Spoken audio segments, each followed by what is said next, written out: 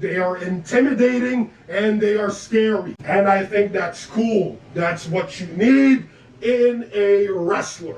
So very cool. More power to the Bloodline. Let's go. I can't wait for the Bloodline versus Bloodline storyline.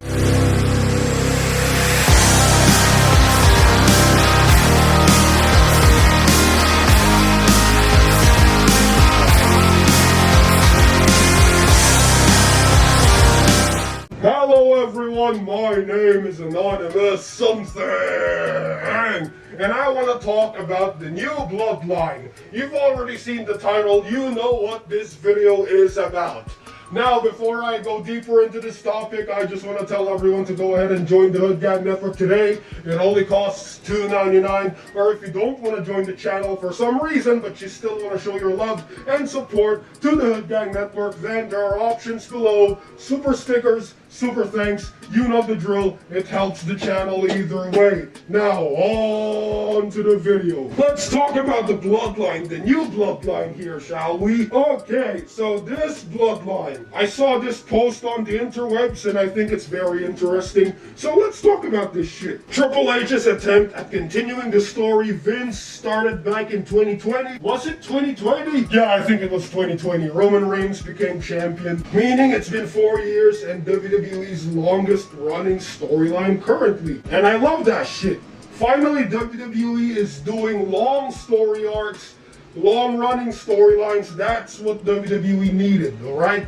You can make great characters with this format. I gotta say, so far it's not really all that interesting to me.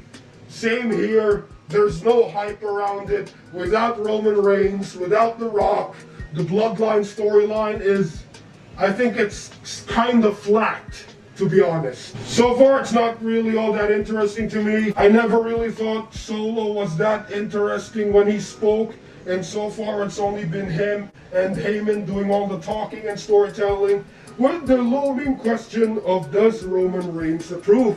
Now, that part of the story, I kind of like that. Paul Heyman was like, does the tribal chief know about this? Does the tribal chief approve of what you're doing, Solo? You know, there's some kind of tension right there, and I like that about the storyline, alright? It adds a question of, oh, what's gonna happen? What if Roman Reigns comes back? What is Roman Reigns gonna do if he figures out what Solo Sikoa is doing?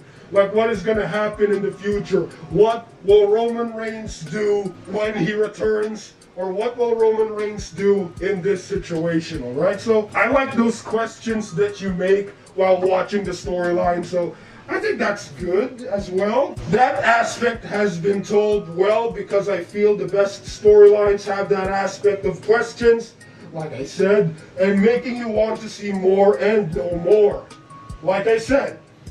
But Tama Tonga and Tonga Loa haven't really shown us much of their personality to get invested into them, other than just being affiliated with Solo Sikoa. I've seen clips, and yeah, they're not the talking type, they're not the interesting, whoa, this is amazing, they're great wrestlers. You know, they are just monsters and they're wrecking shit. Oh, and they're fucking beating people up. I think you only need one character of that type, like one type of that character, and the rest are speakers, you know, the silent killer type. You only need one in your faction, and the rest are, you know, make the rest different, right? If you put in more of that shit, it's not gonna be interesting. But part of the reason Roman and the Usos got over so well as the Bloodline was that we spend a lot of time with them and have seen their personality, which I feel we need to start seeing more of Tonga and Loa. I think we need to, you know, add more scenes of them, instead of just having a focus on Solo Sikoa and Paul Heyman. Add more shit. You know, add more interesting fucking scenes with the storylines, and there you go. Let's spend more time, you know, with this story, let it cook or whatever. Put them in situations where we can see their personalities, promos, segments, probably have a little bit of dissension within the ranks, but it's too early for that. And they look like badasses. You know, when I see these new Samoans joining the Bloodline, Tonga Loa, what's the name? I don't know, these guys, yeah. I think they're interesting because they have the looks. They look like they can fight.